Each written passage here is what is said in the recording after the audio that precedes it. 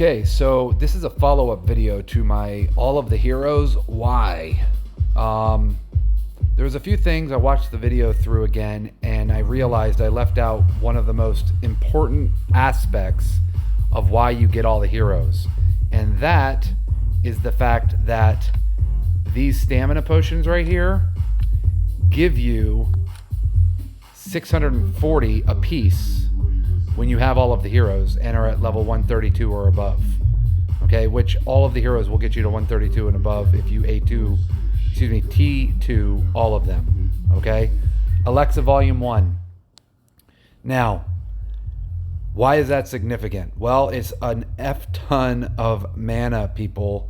Okay, you can go into the special shop, and sometimes they even have combos where you get 80 or 120 of the 150 stam potions as well. But you can go over here and buy these for $17.99.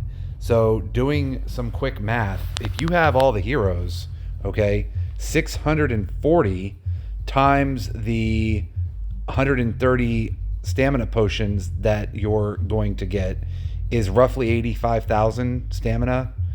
I'm doing the math in my head here, but somewhere in that range, a little less than, okay?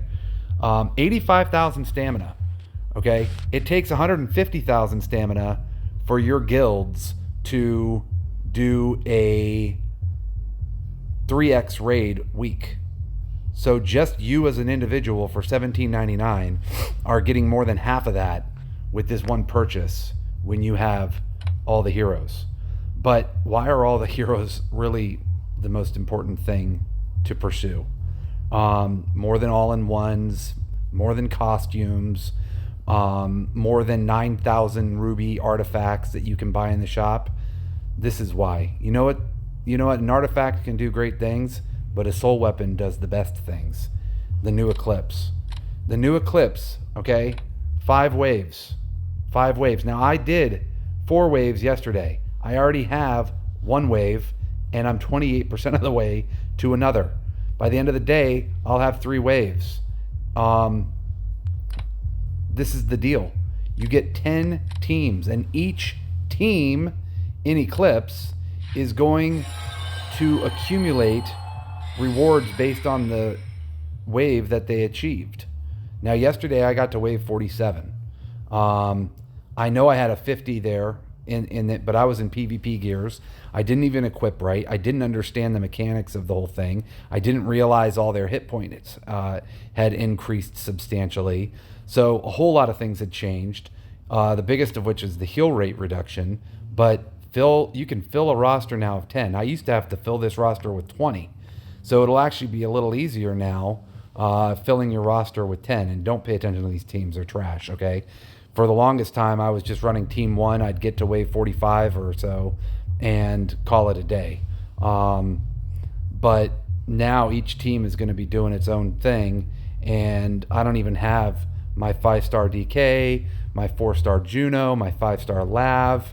My 5-star Fallen Frey is the only one that I've 5-starred recently that's even in a team at all.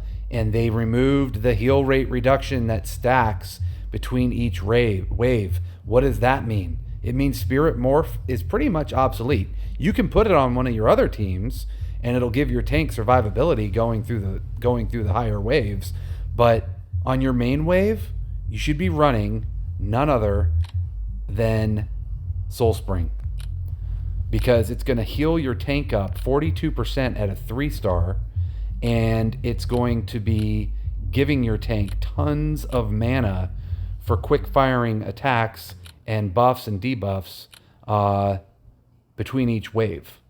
Okay, so it's an option over Morph if you don't want that damage reduction. I run my Glen when I'm on the Morph in DPS gears, and I don't even feel like looking them up here. I think this is it. No, I don't know. There it is. No, that's her Trial of Earth gears. I run her on DPS gears. Here they are, Nikki World Boss. These are the gears I run her on, okay? Give her 1,000 crit, okay? If I'm going to run her with those gears, I'm going to put her on a morph, right? Because she'll lose hit points so damn fast. But when her hit points are below a certain percentage, I don't know for certain, but I think she loses 70% of her damage. Although that may only be in the arena. Don't quote me on that. But it's the only time I would run Glenn as a DPS on a morph. So that's where you can potentially make the morph better than the Soul Spring.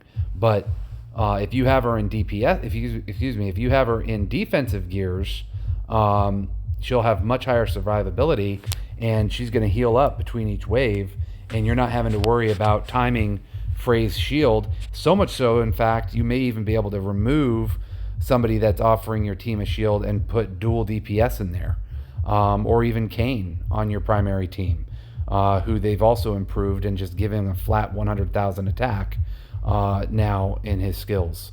So that's going to help lower teams. In my case, it wouldn't help. It used to be a flat 20%, but which would have been 230,000 on Frey and Ray because they're both over 1 million attack. But in some of your lower team comps, Kane's giving a huge attack boost, and your Frey shield could be relevant there. You may not want to go through the tedious nature of playing each team manually. I was also just running it in turbo mode when I did it yesterday. So the fact that I got to 47 in PvP gears in turbo mode should tell you that Eclipse has been improved drastically in that regard. You just got to work it correctly, and having all the heroes is going to be the biggest thing, because you need that stamina in order to get those entries. And when you get those entries, you get tons of ether, and ether gives you all kinds of fun upgrades on your soul weapons. Okay. I'm just saying that when you're getting as much ether as you are, you can be upgrading your soul weapons to tier 20 much more quickly. Okay. So the bottom line is, I would highly suggest that you start investing in heroes. If you don't want to spend the 3,000 rubies now, keep this video in mind for when they're half off, and spend your rubies on them then. You can't get a better value. Every 1,500 rubies you spend, you're getting an additional stamina point every day, and you're getting your whole team level up. You're getting your whole team level up, and your recovery is going to be at 30 seconds. You get a stamina point, you get a bigger gold bonus, you get daily stamina is higher, daily gold is higher. You already know about all the other perks with the heroes in and everything like that, so I don't want to go over all of that again. But making those $17.99 130 potion packs, where those potions are worth 640 a piece, is going to give you the best return on investment in this entire game. You can burn that stam on 923. I have a whole guide on that. You can burn that stam on dragon raids. I always have stuff being dispatched. I didn't even start spending money on this game for other content until I just wasn't getting the stuff that I needed from all of my dispatching. But once I got all the gold I needed and I got all the gear that I needed, I mean, people, my gear is bonkers. I have so much incredible gear. 5-star, just options everywhere. Options everywhere. Take a look.